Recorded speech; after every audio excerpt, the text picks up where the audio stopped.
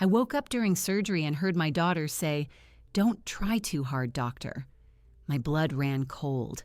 I survived, and that night she came to comfort me at the hospital.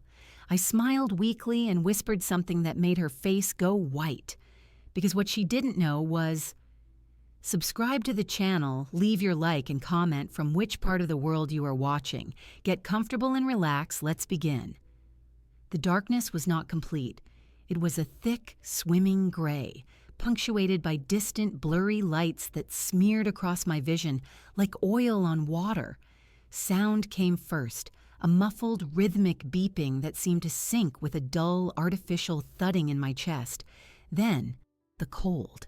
A deep, penetrating cold that started in my veins and spread outward, as if my blood had been replaced with chilled saline. I was on my back. The air smelled sharply of antiseptic and something metallic. I knew where I was. The operating room at Crestwood. My mind, sluggish and heavy, tried to catch up. My gallbladder. The laparoscopic procedure. Dr. Shaw. It was supposed to be routine. I could not move. I could not open my eyes. I was trapped inside a body that would not obey, a prisoner behind my own eyelids. But I could hear. Muffled voices, professional and calm, moved around me. The beeping continued its steady song. I felt a distant pressure, no pain, just a vague awareness of activity somewhere in the core of me. I focused on the voices, using them as an anchor to pull myself closer to the surface of consciousness. Then, a voice cut through the medicinal haze, clear and close. Too close. It was my daughter's voice. Chloe. It held a tone I had never heard directed at me before. It was light, almost conversational, but underneath ran a current of something hard and intentional. "Everything looks straightforward, doctor," she said. The words were normal, concerned. Then there was a pause, just a beat. Her voice dropped, lower, intimate, as if sharing a confidence with the surgeon over my anesthetized body. "Don't try too hard." The sentence hung in the sterile air. The beeping monitor did not change. The other murmurs continued. But in my mind, a silence fell, absolute and deafening.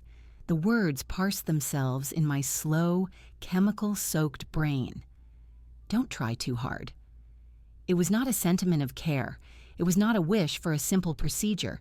It was an instruction, a suggestion of permissible failure, a hope for a complication that would not raise suspicion.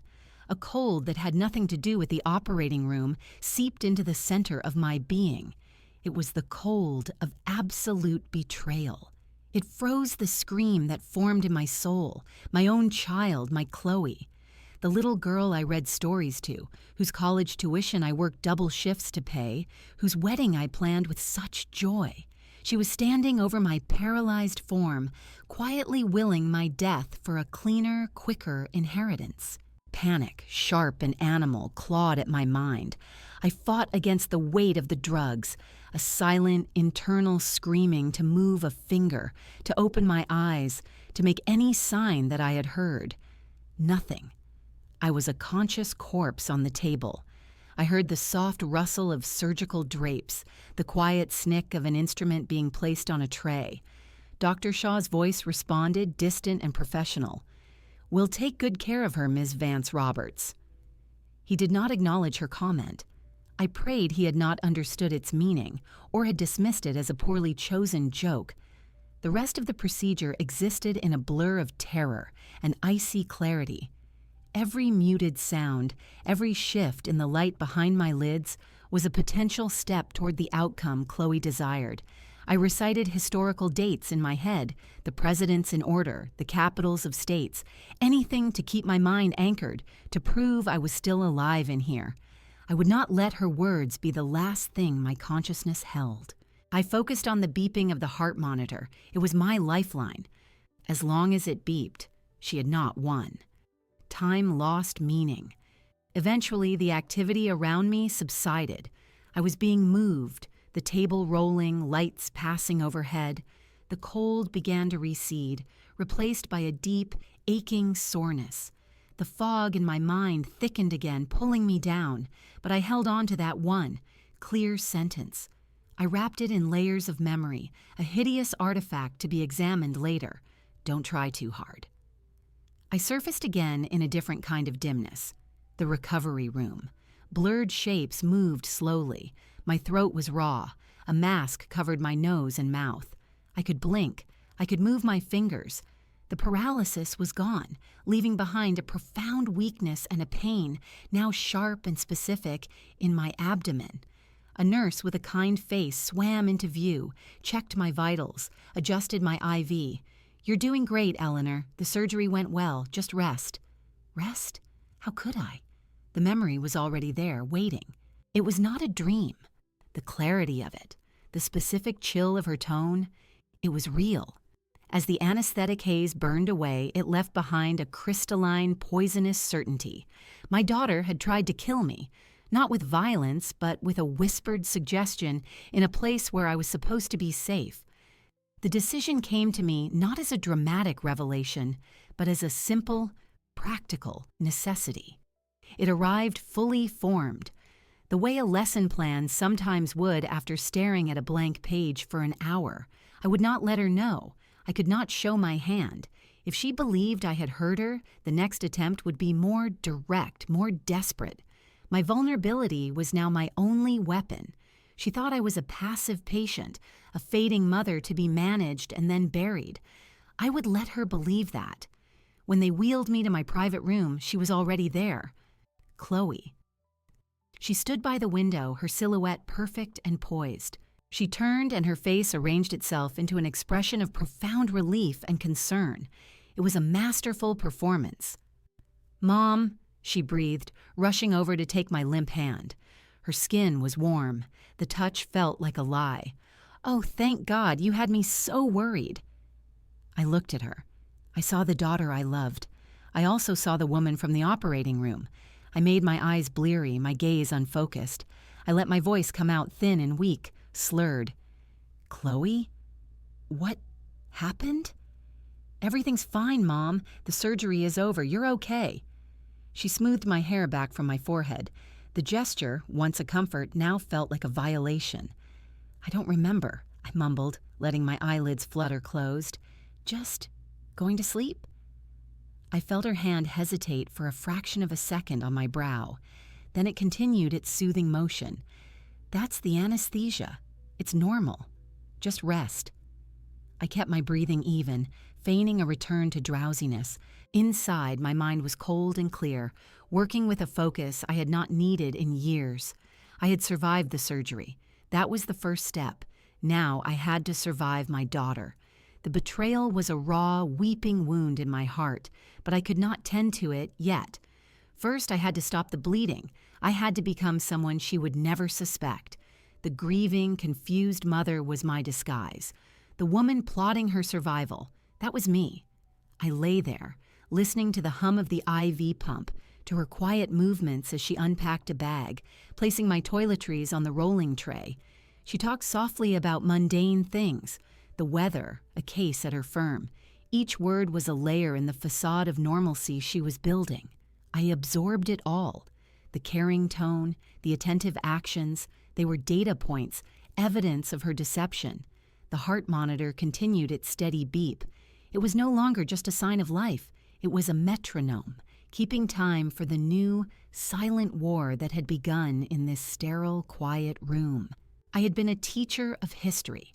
I knew how wars were won, not always by the strongest, but by the most patient, the most strategic, the one who best understood their enemy. I closed my eyes, not to sleep, but to plan. The nightmare of the operating room was over. The waking one had just begun, and I intended to be the one who ended it. The night shift brought a different quality of quiet. The bustling daytime sounds of the hospital faded into a low, constant hum. The ventilation system, the distant beep of a monitor at the nurse's station, the soft squeak of shoes on linoleum in the hall.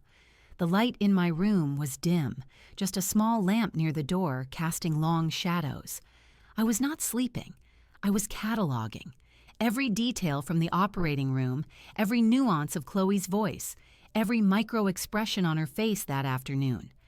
I turned them over in my mind, examining them from all angles, solidifying the memory into a cold, hard fact.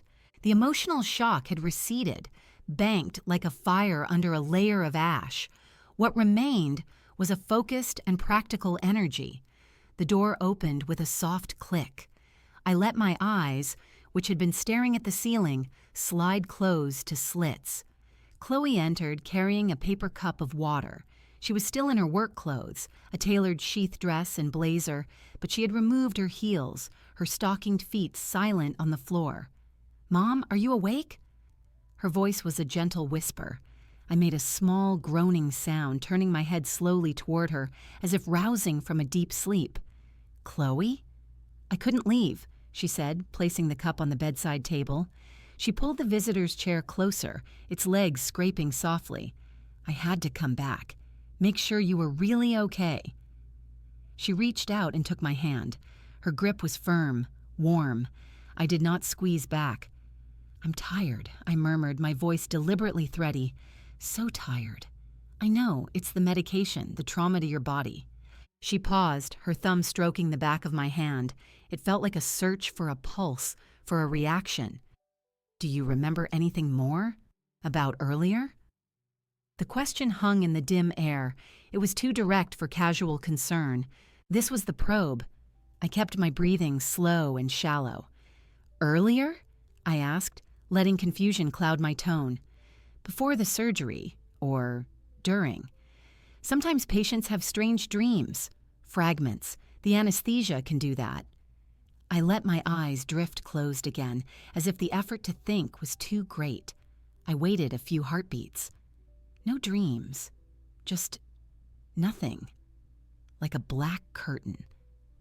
I opened my eyes and looked at her, aiming for a gaze that was hazy and unfocused. Was I talking? In recovery? Her expression remained smooth, but I saw the slight tightening of the skin around her eyes, a calculated show of concern. "No. You were quiet. The nurse said you were disoriented when you first woke up. That's all." I nodded weakly, as if satisfied. "Good. I wouldn't want to say anything silly." I let the sentence trail off. She leaned in a little closer. "Like what, Mom?" I turned my face away from her toward the window that showed nothing but the black night and the reflection of our tableau. "Oh, you know, silly things, secrets." I let the word secrets sit there for a moment. I felt her hand stiffen ever so slightly in mine. "It felt so cold in there," I continued, my voice barely above a whisper. "I remember the cold and a voice."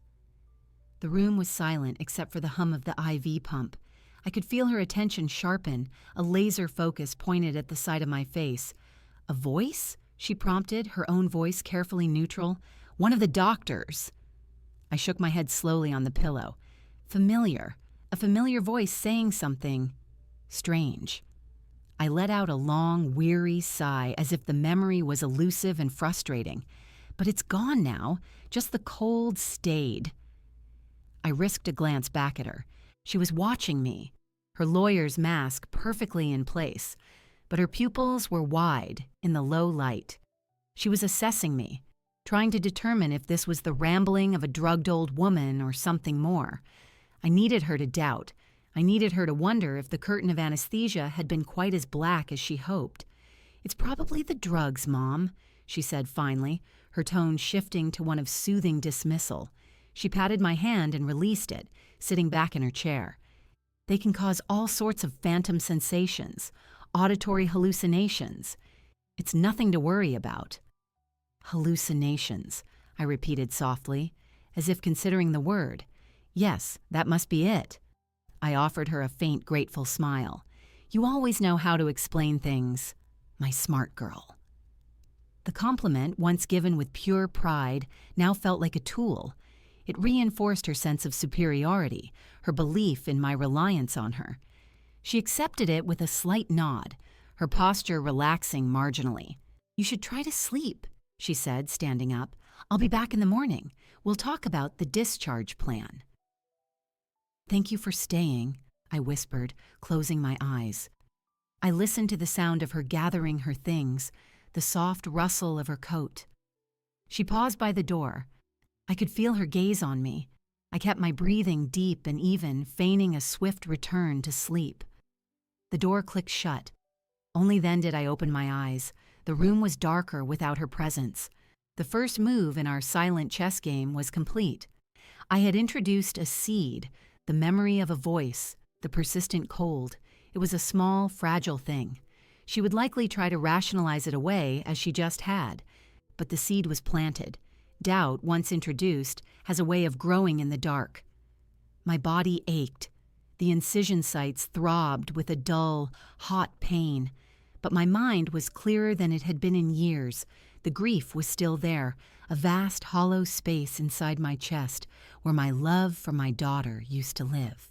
But I could not afford to visit that place yet. I had to build a bridge over it, a structure of strategy and observation. The nurse came in for a routine check. Her name was Linda, and her hands were competent and kind. As she took my blood pressure, I asked, my voice weak, "The operating room, is it always so cold?" She smiled, wrapping the cuff around my arm. "Like a meat locker, honey. They have to keep it that way for sterility. It's the first thing most patients complain about when they wake up." I nodded, as if comforted by this commonplace explanation. It was a useful piece of data. The cold was normal. It was the voice that was not. I spent the rest of the night not sleeping, but planning. The immediate danger had passed. I had survived the surgery and the first test of my deception. The next phase would begin when I left this sterile, monitored environment. I needed information. I needed to understand her motive beyond my general assumption.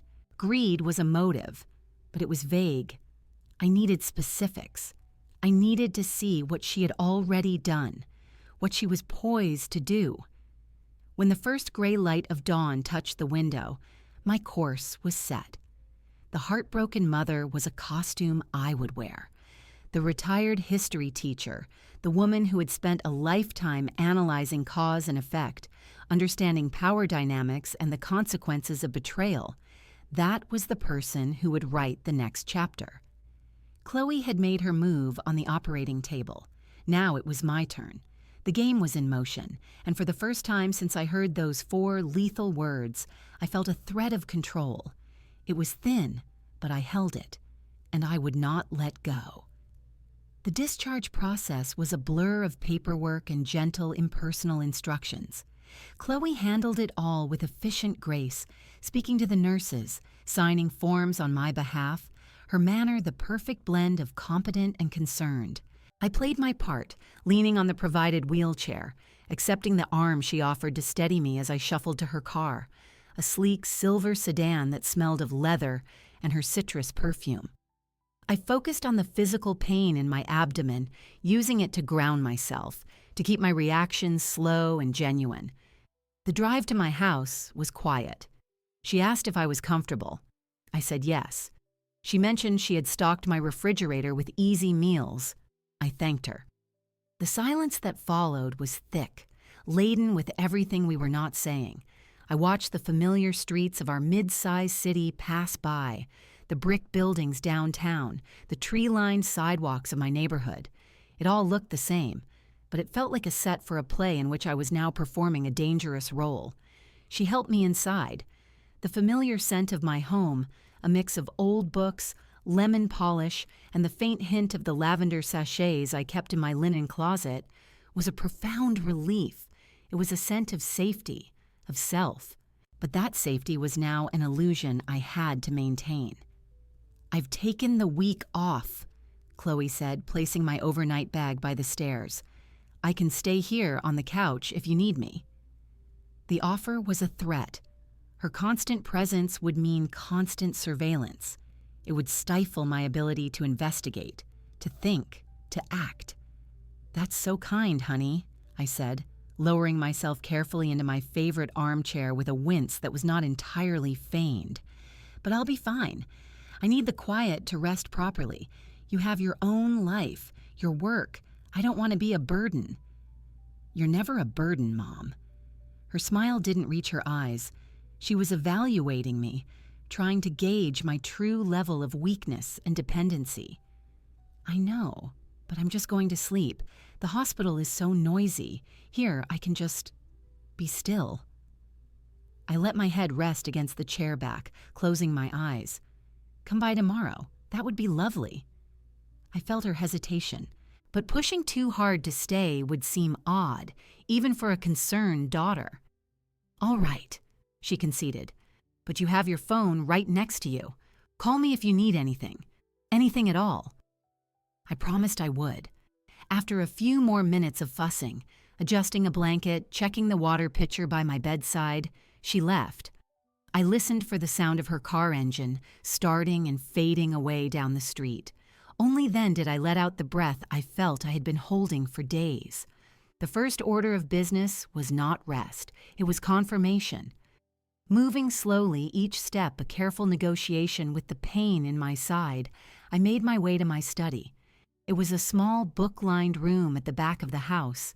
My desk was an old, solid oak piece, its surface tidy, holding my computer, a lamp, and a framed photo of Chloe at her graduation. I looked at her proud, young face for a moment before turning it face down. Sentiment was a luxury I could not afford. I powered on my computer. My hands were steady.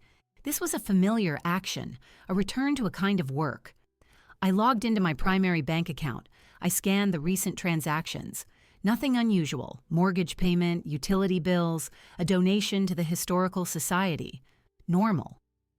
I then logged into the online portal for my investment accounts and the smaller savings fund I kept separate from my joint assets with Chloe, a remnant from my divorce, a quiet nest egg I had never discussed in detail. It was here that I found the first thread. There were 2 recent account verification inquiries. They were listed in the login history. They had originated from an IP address I did not recognize. The date of the first inquiry was 3 days before my surgery. The second was the morning of my surgery. Someone had been trying to access detailed statements to ascertain balances. The attempts had been blocked by the security questions, which involved my mother's maiden name and the name of my first pet, information Chloe knew. This was not proof of a murder attempt, but it was proof of preparatory action. She was assessing the estate. She was counting the money before the body was cold.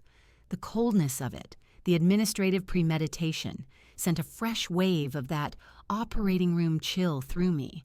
This was not a crime of passion. It was a corporate restructuring. I printed the pages showing the login attempts.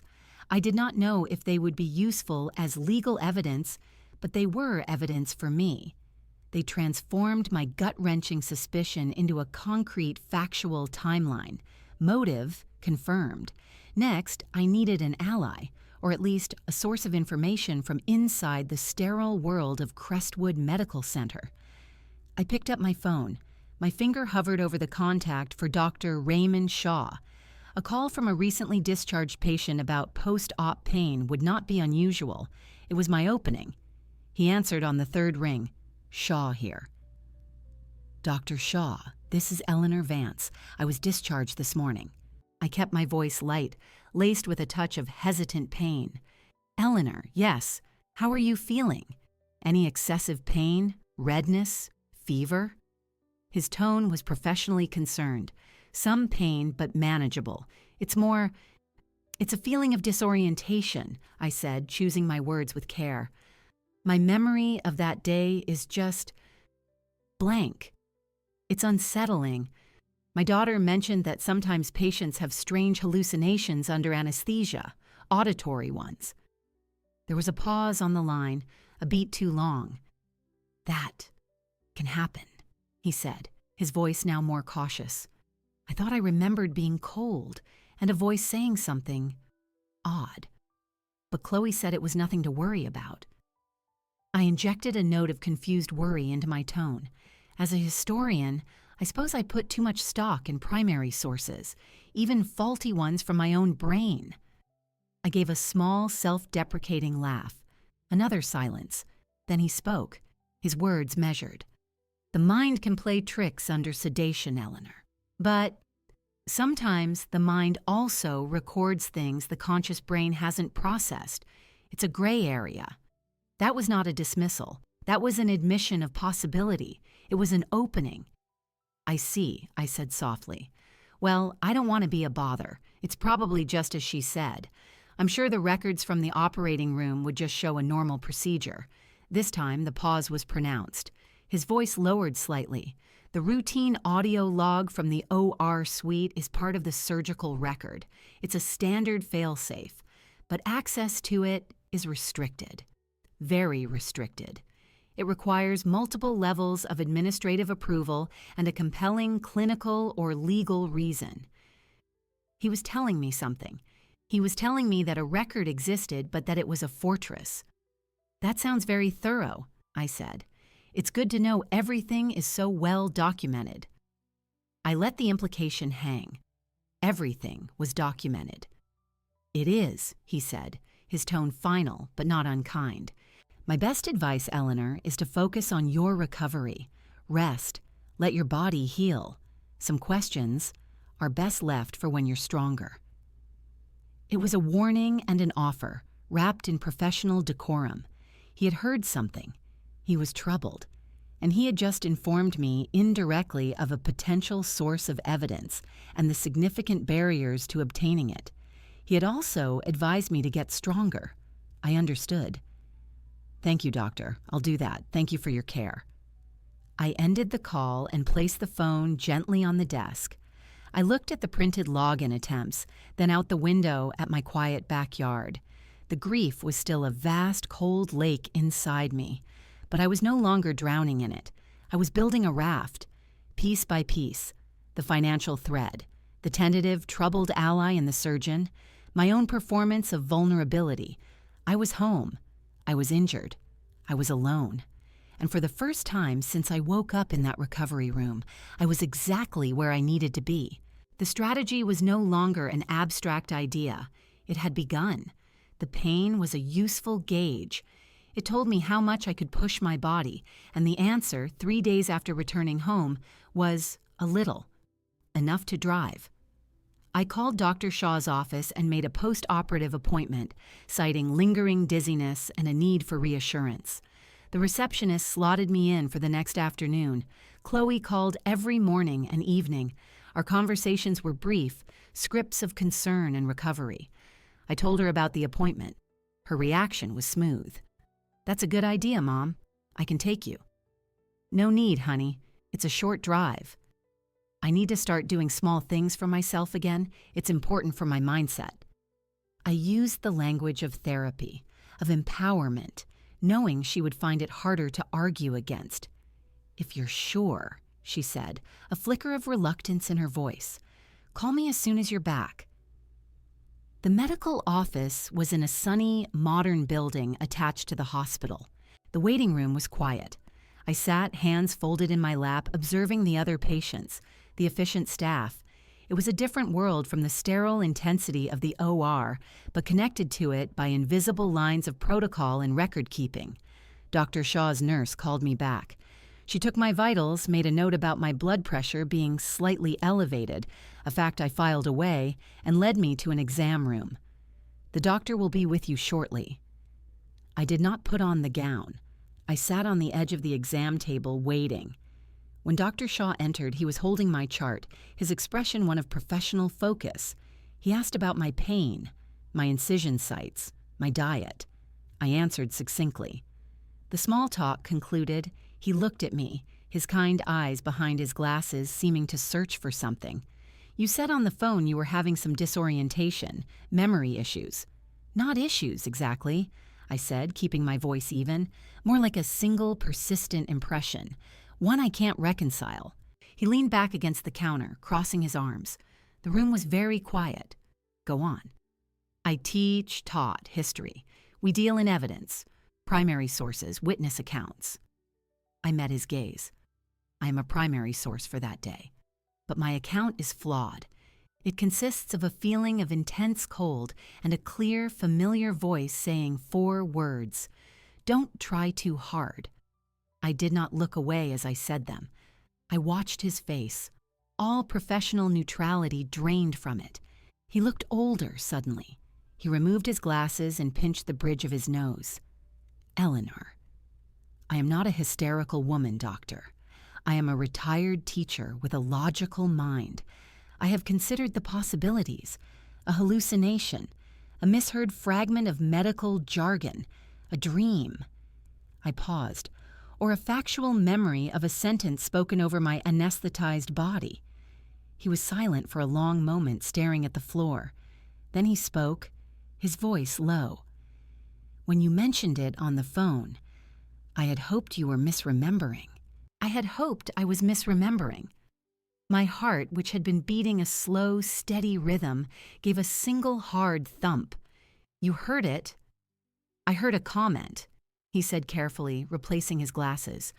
The tone was unusual, out of place. In the moment, with a procedure underway, my focus was on my hands, on your vitals. I registered it as an odd, perhaps poorly chosen expression of trust or of fatalism. He looked at me, his distress evident. Later, after you were stable in recovery, it replayed in my mind. The specific phrasing, it did not sit right. It has not sat right since. The validation was a cold flood. It was not just me. There was another witness. What did you do? I asked. He let out a weary breath. I did nothing initially. What could I do? Accuse a family member of harboring malicious intent based on an ambiguous sentence? It could have been innocent. I told myself that. But you didn't believe it. No, he admitted. I did not, so I made an inquiry. A discreet one. To the head of surgical services. I asked about the protocol for accessing the audio log from your procedure time slot. I cited a general concern about operating room communication and a desire to review my own team's performance.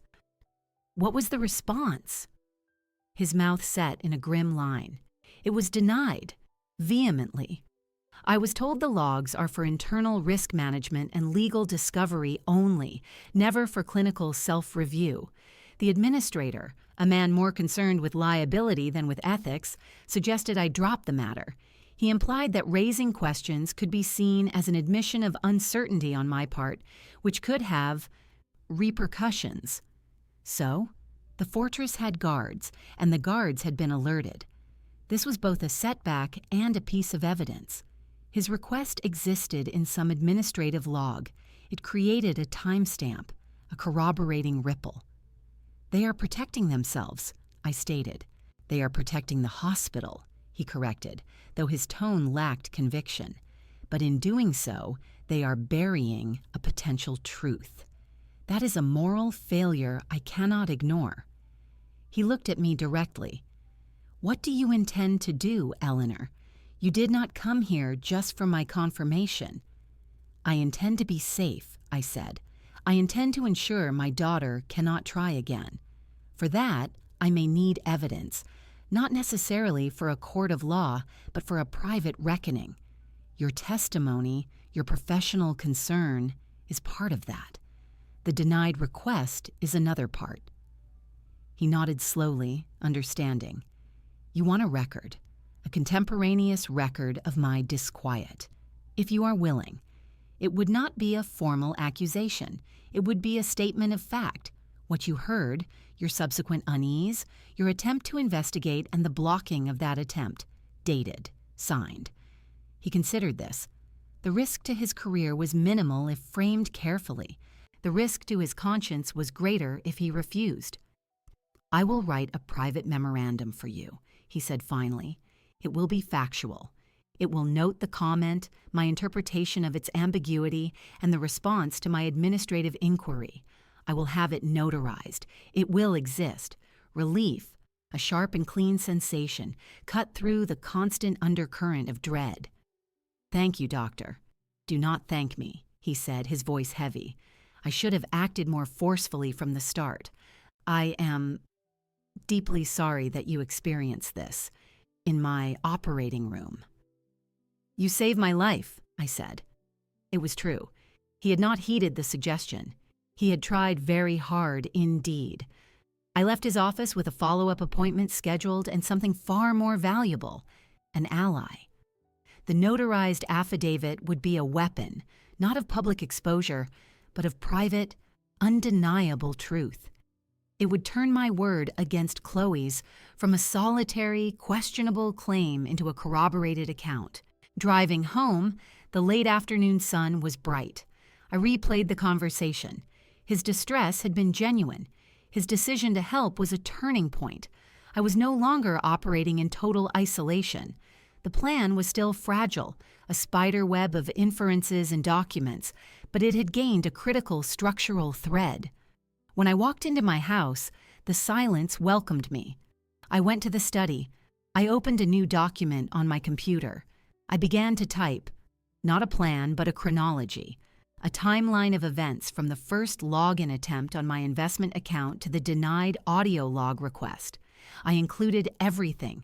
I would be my own primary source. The historian was building her case.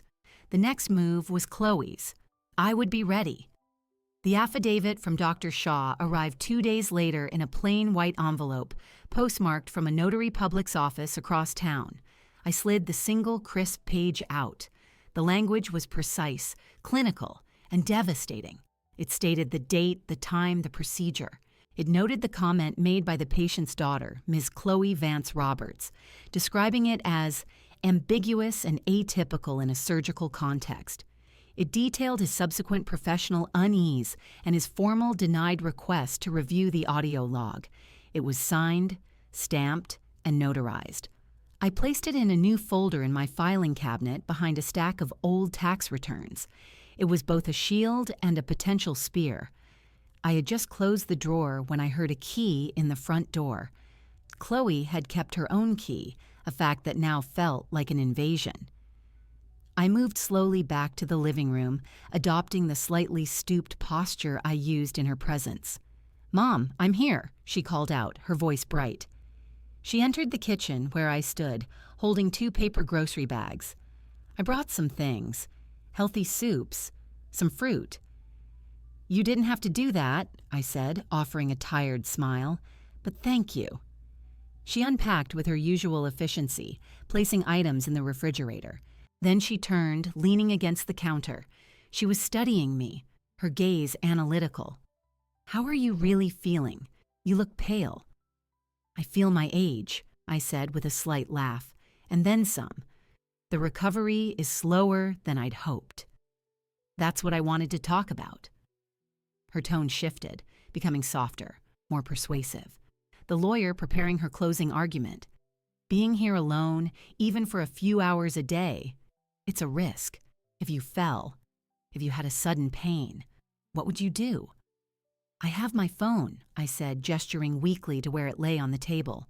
"Phones can be out of reach. Batteries die." She took a step closer. "I've been researching options for your well-being." She opened her large leather tote bag and withdrew a sleek, colorful brochure. She placed it on the kitchen table between us. The cover showed a smiling, silver-haired couple walking through manicured gardens. The words, "Harmony Springs Assisted Living and Wellness," were embossed in gold. I looked at the brochure, then at her. I let my expression show confusion, not yet betrayal. "Assisted living? Chloe, this is my home." "I know it's your home, Mom, and it's full of memories, but it's also full of stairs and maintenance and isolation." She tapped the brochure. "This is a transition, a supportive environment. They have medical staff on site 24 hours a day. Activities, community, you'd be safe. I could have peace of mind." The word safe hung in the air, rich with hypocrisy. This was the next logical step for her. If an accident in surgery failed, then a slower legal method of removal would suffice. Get me out of my house, into a facility where my autonomy could be systematically stripped, where my eventual decline would be natural, expected, and financially beneficial to her. I picked up the brochure. I made my hand tremble slightly. I turned the pages slowly, looking at the photos of bright dining rooms and smiling nurses. "It looks very nice," I said, my voice thin. "It's one of the best. I've already spoken to the admissions director. There's a lovely one-bedroom suite available next month. We could move you in gradually. Keep some of your favorite things." Her voice was warm, coated in a veneer of loving foresight. "Next month? That seems very fast." I looked up at her, allowing a flicker of distress to show. "The house, my things. I need time to think." "Of course," she said too quickly. She covered my trembling hand with hers. "Think about it. But please, think about your safety first. I couldn't bear it if something happened to you because you were stubborn about staying in a house that's too much for you." The manipulation was masterful, framing my desire to remain in my own home, the home I had lived in for 30 years, as stubbornness, framing her avarice as concern. I withdrew my hand gently under the pretense of rubbing my forehead. "It's a lot to process. My head is swimming." "I understand." She retrieved the brochure, placing it back in her bag. "We don't have to decide today. I'll leave this with you. Look it over, see the benefits." She moved to the sink and began washing a few dishes that were there, seamlessly transitioning into the role of the helpful daughter. "I'll make us some tea." I sat at the table watching her. The threat was now explicit and material. It was no longer a whispered suggestion in an OR. It was a glossy brochure on my kitchen table. Her plan B was in motion. She was not waiting for another medical opportunity. She was creating a legal, social, and financial one. As she poured the tea, I made my decision. I would use her plan against her. Her rush was a weakness. Her confidence that I was a fading, pliable old woman was her critical blind spot. "You're right," I said softly, accepting the cup she offered. "I have been feeling uncertain, vulnerable. The thought of something happening, of being alone and helpless, it frightens me more than I've admitted." Her eyes lit with a carefully subdued triumph. She sat down opposite me.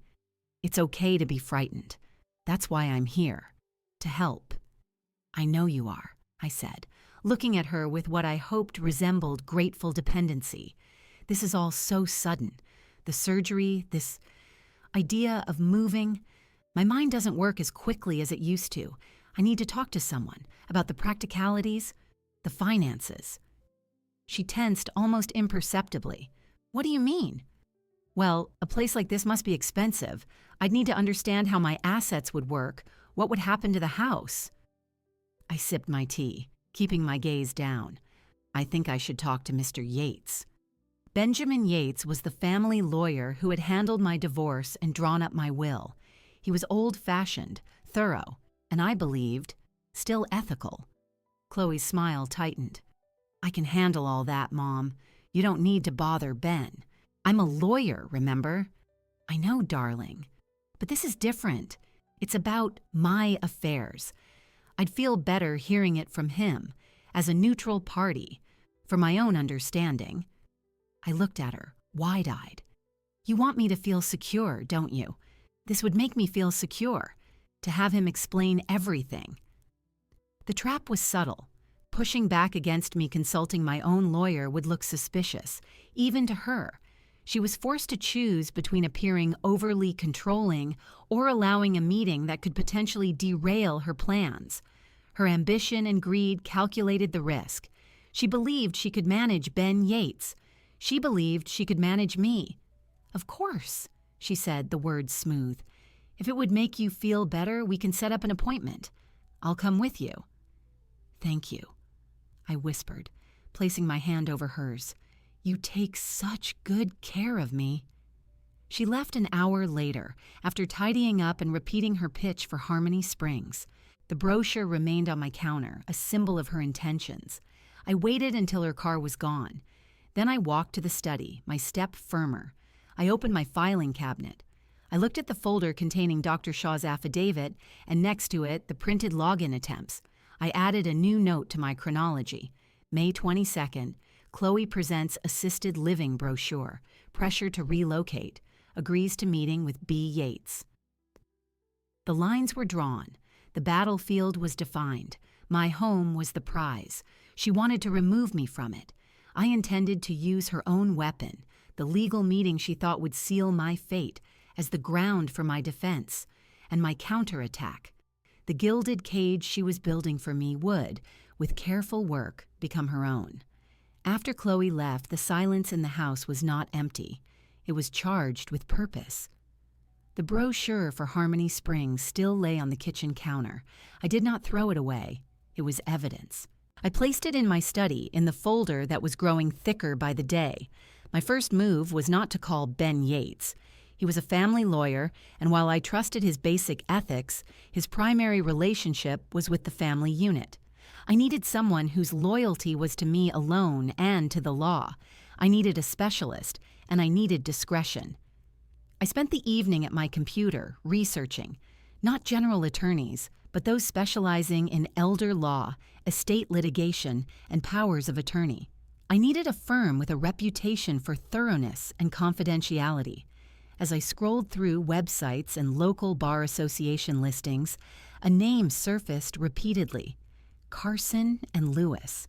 One of the founding partners, Miranda Lewis, was highlighted for her work protecting seniors from financial exploitation.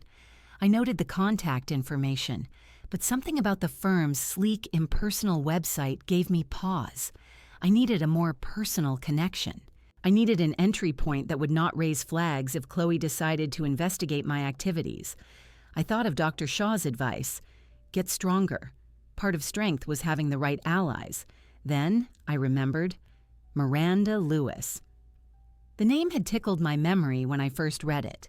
I opened a separate browser window and searched her name alongside our city's name. A professional biography appeared: education, Jefferson High School; undergraduate, University of Michigan; law school, Stanford, Jefferson High. I had taught history at Jefferson for 28 years. I closed my eyes, sifting through decades of faces, names. Miranda. A sharp, quiet girl in my advanced placement American history class. She sat in the second row, asked precise questions, wrote essays with a logical, forceful clarity. She had wanted to be a lawyer even then. I had written her a college recommendation letter. This was the connection. It was not a guarantee of loyalty, but it was a foundation of shared history. A teacher-student bond carried weight, a different kind of obligation. I would use it. The next morning, I called the main number for Carson and Lewis. I asked to speak with Miranda Lewis, stating I was a former teacher. Her assistant was polite but firm. Ms. Lewis was in meetings all day. I left my name and number, mentioning Jefferson High. I did not state my business. She called back just after 3 o'clock. Eleanor Vance, this is Miranda Lewis. My assistant said you were one of my teachers. Her voice was professional, warm with a hint of curiosity. I was. A P. American History. The class of 2004. You wrote a particularly compelling paper on the legal philosophies behind the 14th Amendment. A short, surprised laugh came through the phone. Ms. Vance, I remember that paper. You gave it an A and wrote, "Your argument is sound, but watch the emotional rhetoric. The law is a scalpel, not a cudgel." I've quoted that to law clerks. I'm glad it was useful, I said. I apologize for the direct contact. I find myself in need of legal counsel of a sensitive nature. Your name came up, and I preferred to reach out to a familiar face, even a long-ago one. Her tone shifted, becoming more measured. I see. Are you in immediate danger? Not immediate physical danger, but I believe I am the target of a sustained effort to remove my autonomy and control my assets. It involves a family member. I have some evidence. I need to understand my legal position and options.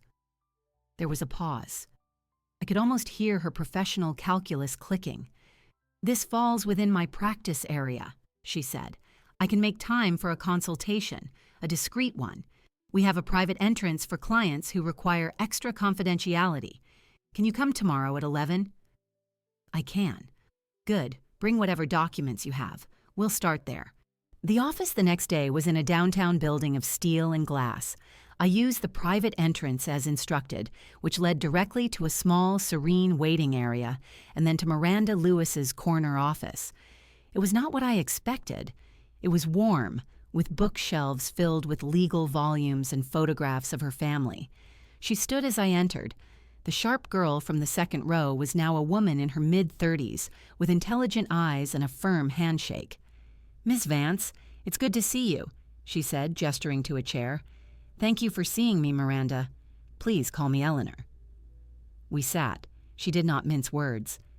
"Tell me the situation. From the beginning." I told her. I started with the surgery, the words I heard, my decision to pretend amnesia. I showed her the printed login attempts on my investment account. I showed her the Harmony Springs brochure. I gave her a copy of Dr. Shaw's notarized affidavit. I spoke calmly, factually, laying out the timeline I had constructed. I presented it not as an emotional appeal, but as a case study. She listened without interruption, taking notes on a legal pad. When I finished, she leaned back, steepling her fingers. "This is serious. The affidavit is powerful. It's a contemporaneous professional account of a suspicious event. The financial probes establish motive. The push toward assisted living establishes intent for a next step." She looked at me. "What is your desired outcome?" "I want to remain in my home, in full control of my assets. I want the threat neutralized. I do not necessarily desire a public criminal trial, with all its trauma and uncertainty. I want a resolution that is final, that leaves me secure." She nodded slowly. "A civil approach, with the threat of criminal exposure as leverage. We could pursue a restraining order on financial grounds, but that's a reactive, ongoing battle. You want something more conclusive." She thought for a moment. "The key is the power of attorney. If she is seeking to get you to sign over medical or financial power of attorney, that is her legal mechanism for control. We can turn that against her." "How?" "We prepare. We ensure your will and your beneficiary designations are updated to reflect your current wishes, which I assume do not favor your daughter. We document your mental competency. A full psychiatric evaluation can be arranged discreetly, creating a shield against any claim of undue influence or incapacity later. Then, we wait for her to make her move regarding the POA. When she does, we are ready with our evidence. We present her with a choice: walk away voluntarily, sign a legally binding confession, and relinquishment of claims, or face the evidence we have with law enforcement and the probate court. The goal is to force a settlement on our terms, her permanent exit from your affairs." It was a clear, cold strategy. It used the law as the scalpel I had once advised her to wield. And the meeting with my current family lawyer, Ben Yates? She expects to attend that with me. Miranda's eyes gleamed. Perfect. That is the ideal venue for the confrontation, a neutral, professional setting. She will be expecting to discuss moving you to assisted living and likely to broach the subject of power of attorney. We will be there, not to discuss, but to conclude. I will represent you. We will have the documents ready. We control the room. It was the first time since this nightmare began that I felt the solid ground of a real plan under my feet. It was legal, it was strategic, and it aimed for a clean, irrevocable cut. "What do you need from me now?" I asked. "First, we formalize our attorney-client relationship. Then we begin the paperwork, updates to your will, letters to your financial institutions, revoking any prior authorizations, and adding security flags. We schedule the competency evaluation. And you," she said, leaning forward, "you continue exactly as you have been. You are the vulnerable, confused mother. You give her no reason to suspect you have an army behind you." I left her office an hour later with a retainer agreement and a list of tasks. The weight was still there, but it had shifted. It was no longer the crushing weight of fear. It was the deliberate, manageable weight of preparation. The historian had found her expert collaborator. The case was being built. The reckoning had a time and a place, and for the first time, I could see its shape. The week that followed was a study in discipline duality. With Miranda Lewis, I was a clear-eyed client, reviewing draft after draft of updated legal documents. We executed a new will, leaving the bulk of my estate to a scholarship fund and several charitable organizations, with a small conditional trust for Chloe that required her to seek therapy, a detail Miranda suggested as both a moral statement and a possible legal prod. We sent secured letters to all my financial institutions. I underwent a thorough psychiatric evaluation, the report of which stated I was of sound mind, with excellent cognitive function and no signs of undue influence. These documents were added to my folder, which now resided in Miranda's office safe. In my home, I was Eleanor Vance, recovering patient. I moved slowly. I let my voice waver. I accepted Chloe's daily check-in calls with grateful fragility. She pressed about the meeting with Ben Yates. I told her I had scheduled it for the following week, that Ben had said he could fit us in. She seemed pleased, her tone softening with what she must have believed was impending victory.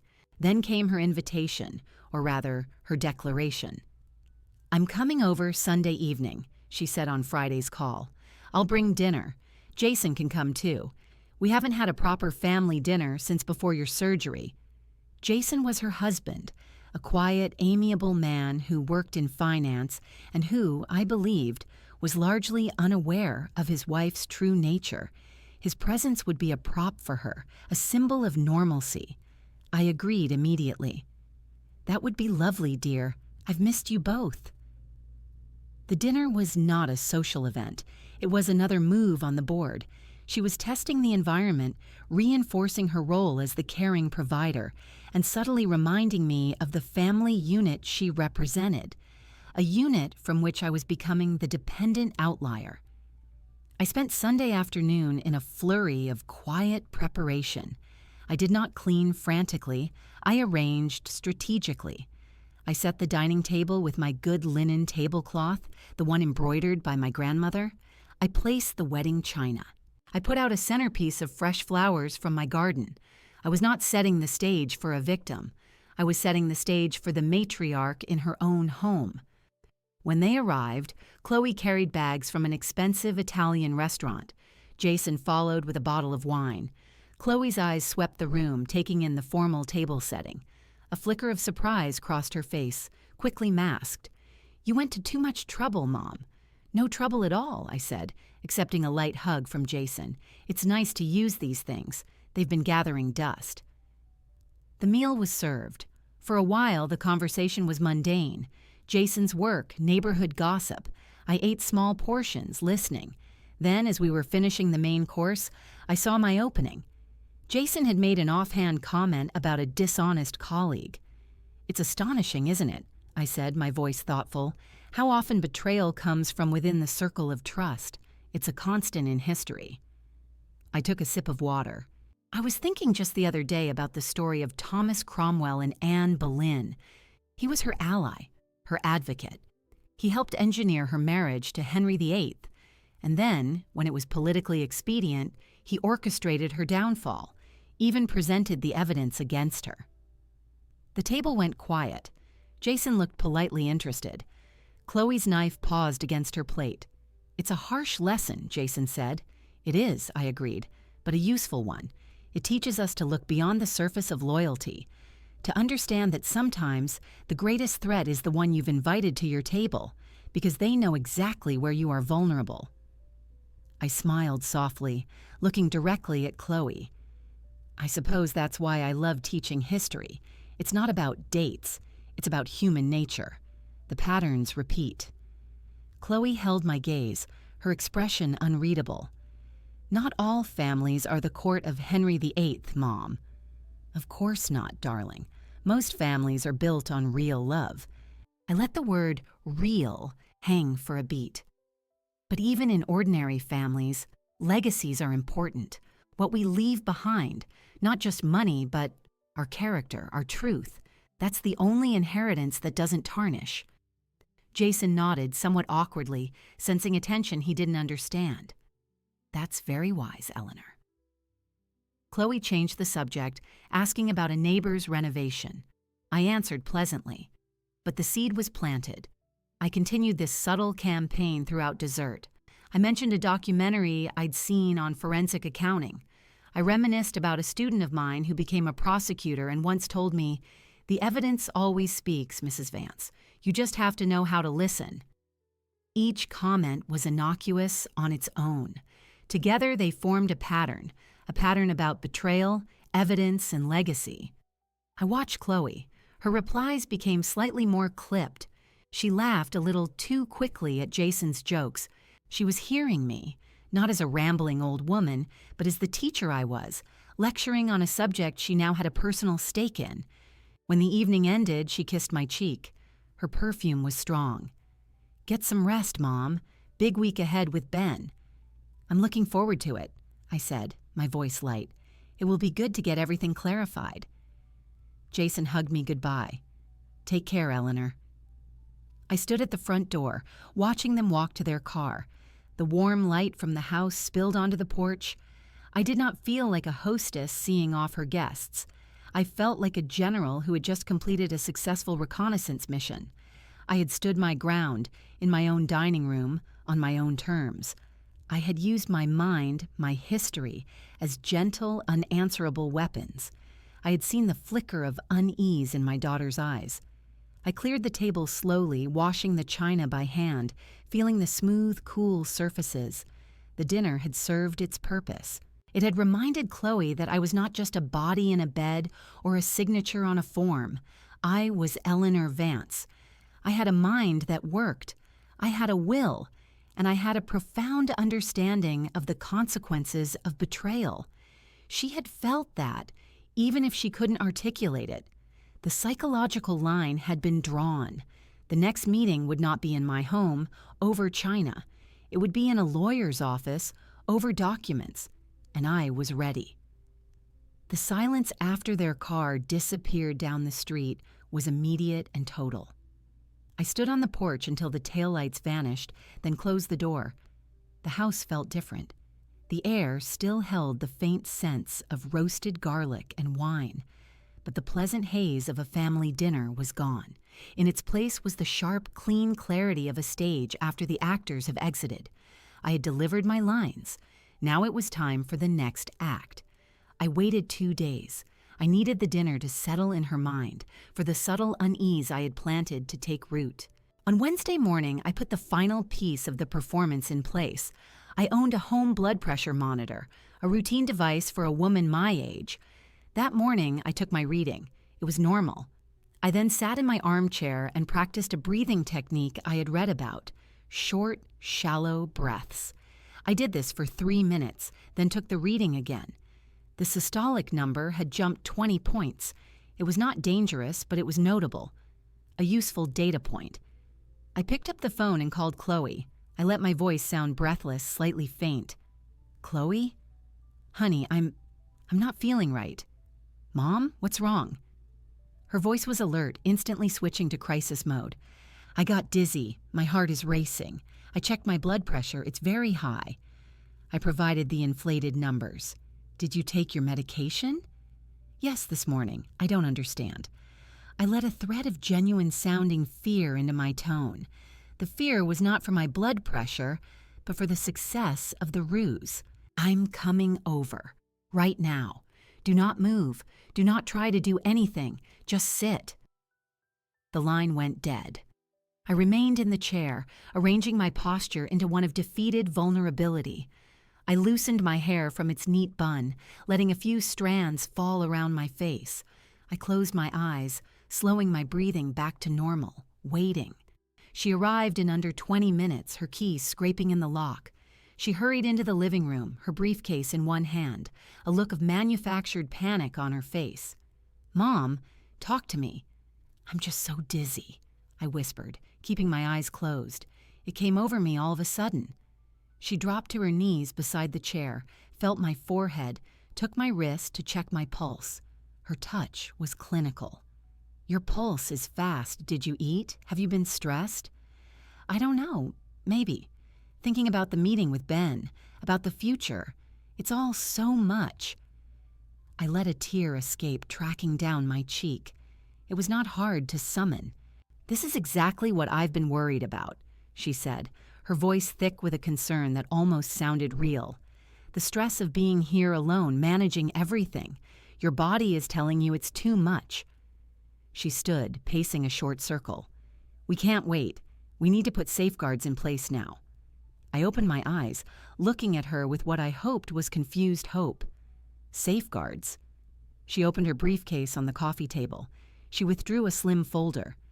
"I took the liberty of drafting some documents. For your protection. A medical power of attorney and a durable financial power of attorney." She said the words slowly, as if explaining to a child. "If you appoint me, then if you have another episode like this, or if you become incapacitated, I can make decisions for you immediately. I can ensure you get the care you need, that your bills are paid, that everything is handled without delay or confusion." I stared at the folder. The trap was being laid just as Miranda and I had predicted. Her haste was her undoing. The dinner had spooked her, made her fear I was more unstable than she thought, and this feigned medical episode was the perfect catalyst to push her hand. "Give you power of attorney?" I asked, my voice small. "Temporarily, just for emergencies. It's a standard document. Ben Yates can explain it all when we see him." She was using the promised meeting with Yates as validation, as the stamp of legitimacy. She assumed he would be a friendly witness to my signature. I let my shoulders slump, a picture of weary capitulation. "If you think it's best. I'm so tired, Chloe. I don't want to think about this anymore." The triumph in her eyes was bright and barely concealed. She leaned forward, squeezing my hand. "You don't have to think. I'll think for you. That's what I'm here for. We'll go to see Ben. You'll sign the papers, and then you can rest. Really rest. No more worries." I nodded weakly. "Okay, whatever you say." She stayed for another hour, making tea, talking in a soothing monotone about how everything would be simpler now. She left the folder on the table.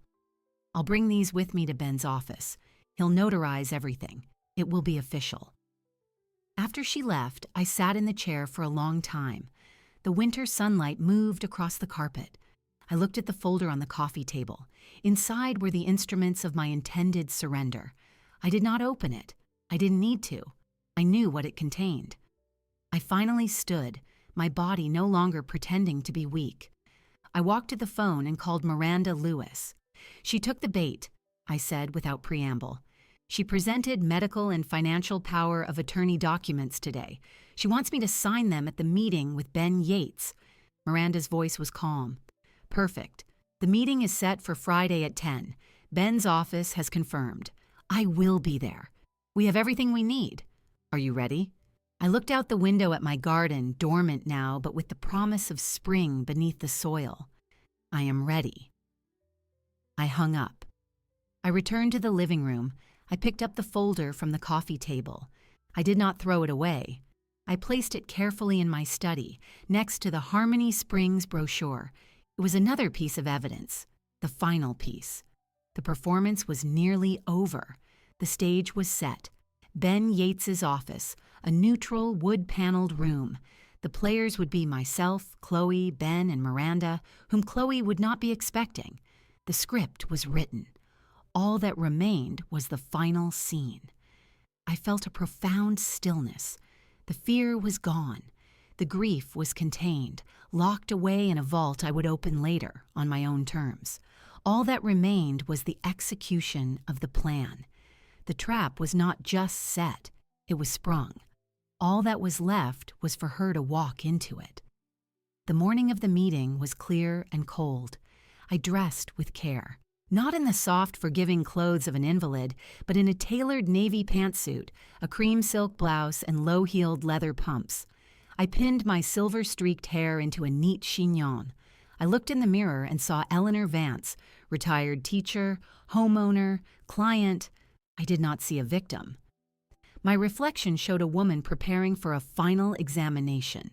Miranda Lewis met me in the parking garage of Ben Yates's office building. She carried a slim, expensive leather briefcase. Her demeanor was all professional composure. "You look ready," she said approvingly. "I am. Remember, let me guide the conversation legally. You provide the narrative. We are in control. We took the elevator to the 4th floor. Ben Yates's office suite was old-fashioned, with dark wood paneling and thick carpet. His receptionist, a woman who had been there for decades, smiled warmly at me. "Eleanor, good to see you. Ben and your daughter are already in the conference room." "Thank you, Marjorie. This is my attorney, Miranda Lewis." Marjorie's smile faltered for just a second, a flicker of professional curiosity, then she nodded. "Right this way." The conference room door was open. Ben Yates, a man in his late 60s with a kind, rumpled face, stood at the head of a polished table. Chloe was seated to his right, the folder from my coffee table placed neatly in front of her.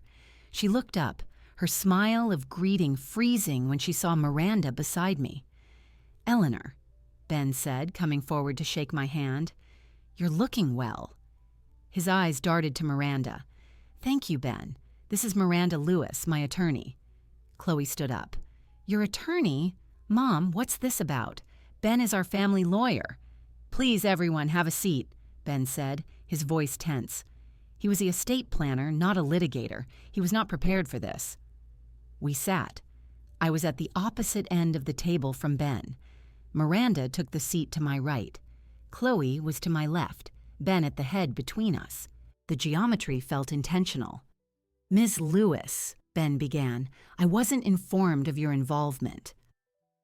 "My client retained me for a specific matter that will become clear," Miranda said, her voice cool and clear. "We are here today because Ms. Vance Roberts has presented documents for Eleanor to sign, namely medical and financial powers of attorney. We are here to discuss the context of that request." Chloe let out a short, frustrated breath. "The context is my mother's health and well-being. She's recovering from major surgery.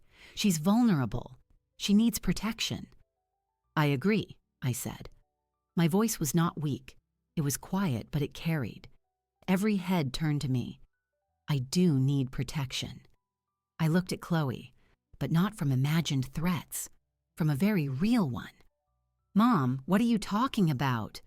Her laugh was brittle. "I am talking about the surgery, Chloe. I am talking about what you said." Her face went very still, a mask of porcelain confusion. "What I said? I said I loved you and that you'd be okay. You said, 'Don't try too hard, doctor.' You said it while I was under anesthesia, but not unconscious. I heard you."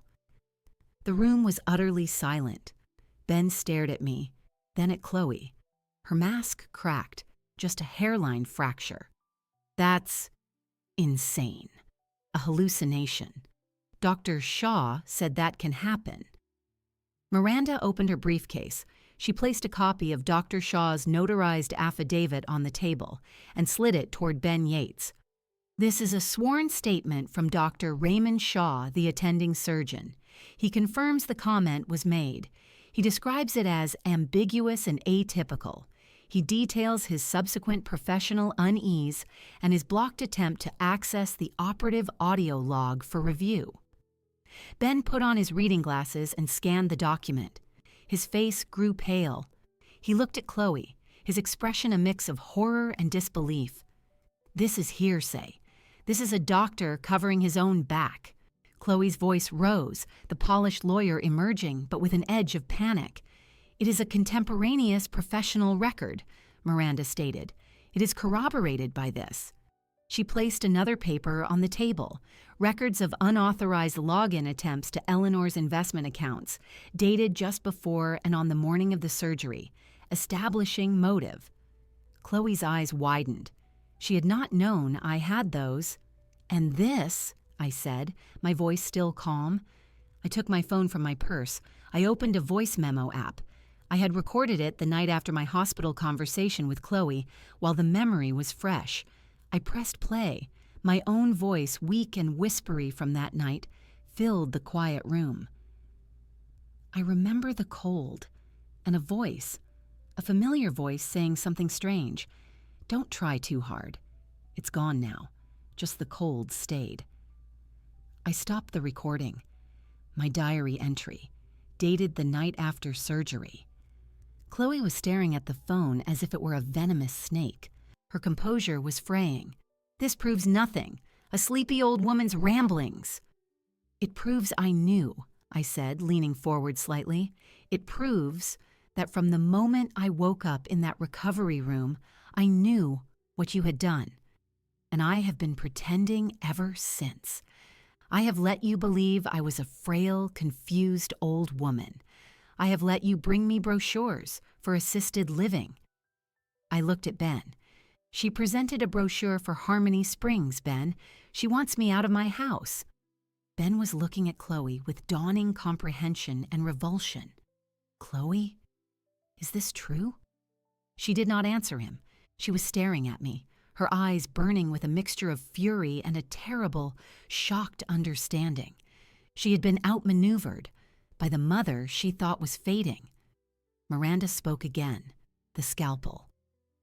"We are not here to file a criminal complaint today, though we could. Attempted murder is a serious charge. The affidavit, the financial motive, the subsequent pressure to relinquish autonomy, a prosecutor might find it compelling." She let that hang. "Instead, my client is offering you a choice." Chloe's throat worked. "A choice," she repeated flatly. "You will sign a confession, prepared by me, detailing your actions regarding the attempted, unauthorized access to financial accounts and your coercive efforts to obtain power of attorney. You will voluntarily, irrevocably relinquish any and all claims under any current or future will or trust of Eleanor Vance. You will agree, in writing, to have no contact with her, directly or indirectly, unless she initiates it. You will remove yourself as beneficiary on any accounts and as the executor of any estate. And if I refuse," Chloe's voice was a dry whisper, "then we walk out of this room and directly to the district attorney's office with all the evidence. We will also file a civil suit for financial exploitation and intentional infliction of emotional distress. Your legal career, your reputation, your freedom, all will be in jeopardy." Miranda's tone was matter of fact. "The choice is simple. Walk away with nothing now, or risk losing everything later." The room was so quiet I could hear the faint hum of the building's ventilation. Chloe looked from Miranda to me, to Ben, who would not meet her eyes. She was trapped. The walls were not of wood and plaster, but of truth and law. She had no moves left. Her shoulders slumped. The fight drained out of her, leaving behind a hollowed-out woman. "I want my own lawyer to review the confession." "Of course," Miranda said. "We will provide a copy. You have 48 hours to sign and return it to my office. Once we have the executed documents, the non-contact agreement is in effect. You will have no further role in your mother's life." Chloe stood up. She did not look at me. She gathered her expensive handbag, the folder containing the power of attorney papers, now a useless prop. She walked out of the conference room without a word. Her footsteps faded down the hall. Ben Yates let out a long, shaky breath. He removed his glasses and wiped his face. "Eleanor, I had no idea. I'm so terribly sorry." "It's not your fault, Ben." I felt a sudden, profound exhaustion, but it was a clean tiredness. "Thank you for your time." Miranda and I gathered our papers. We left Ben sitting at the conference table, a stunned man in a room that had just shattered his view of a family he thought he knew. In the elevator, Miranda looked at me. "It's done. She'll sign. She has no alternative." I nodded. The victory was not sweet. It was silent and heavy. But it was mine. The reckoning was complete. The elevator descended in silence. Miranda stood beside me, a solid, professional presence. The confrontation was over, but its aftermath was just beginning to settle within me. There was no surge of triumph, only a deep, spreading quiet like the stillness after a severe storm has passed.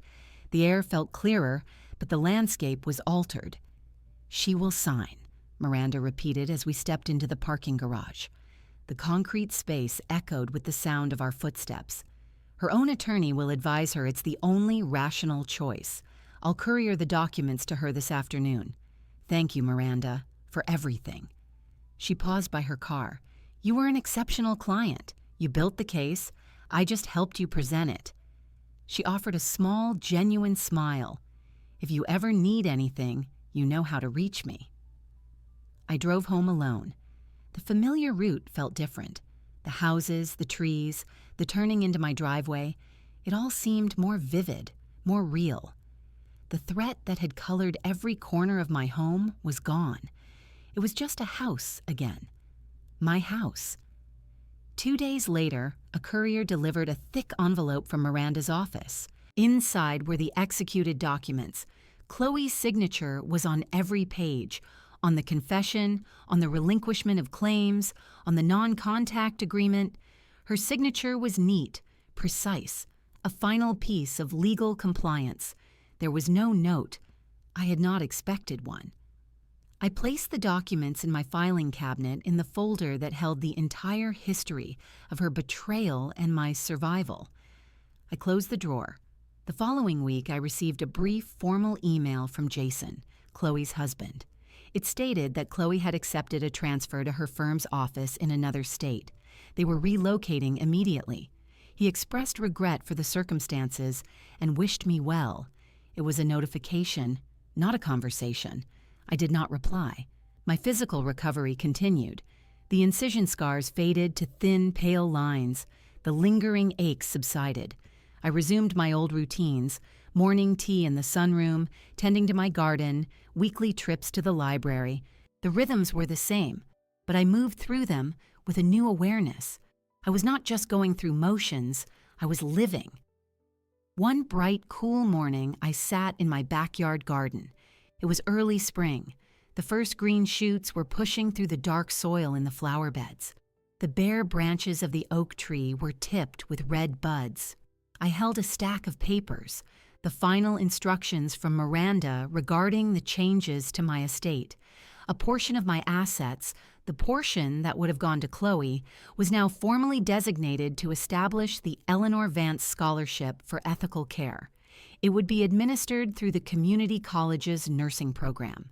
The criteria focused on students who demonstrated not only academic merit, but also a commitment to patient advocacy and integrity.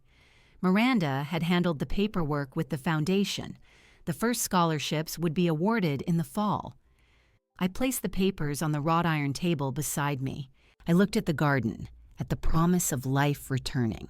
This was my peace. It was not the absence of pain, the grief for my daughter, for the relationship that had never truly existed as I believed, was a permanent scar on my heart. I would carry it always, but it was a clean scar now. The poison had been excised. The revenge, as people might call it, was never about hurting her.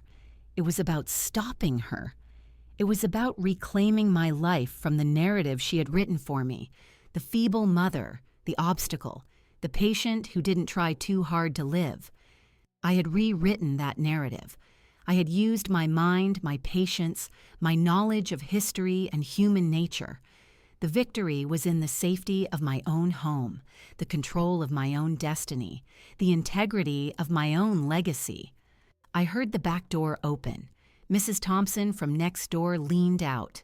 "Eleanor, I'm heading to the market. Need anything?" "No, thank you, Sylvia. I'm quite all right." "You look like you're enjoying the sun. Good for you." She smiled and closed the door. The simple exchange grounded me. This was my community. This was my life. I was not a story of sensational revenge. I was a woman in her garden on a Tuesday morning. Later, I would call Dr. Shaw. I would thank him, not just for his affidavit, but for his care in the operating room, for trying hard. I would tell him about the scholarship. I thought he would appreciate it. I would have Miranda over for lunch one day, not as a client, but as a former student, and now a friend of sorts. There were books to read, lectures at the Historical Society to attend, a trip to see the autumn leaves I'd been putting off. The future was not a thrilling adventure. It was a series of quiet, ordinary days. And that was everything. That was the whole point. The silence in my house was no longer a tense, waiting silence. It was a peaceful one. The chill I had carried since the operating room had finally lifted. The sun on my face in the garden was warm. I survived. Not just the surgery, but the betrayal. Not just the betrayal, but the temptation to let it define me with bitterness. I had chosen a different path. I had protected myself. I had secured a legacy that might do some good. I had found a way to live with the truth without letting it destroy me. I sat there until the sun shifted, until the shadow of the oak tree reached my feet. Then I gathered my papers, stood up, and went inside. I locked the back door. I put the estate documents in the study. I walked through the quiet, sunlit rooms of my house. It was all still here. It was all still mine. The story was over. My life was not. It was simply mine again.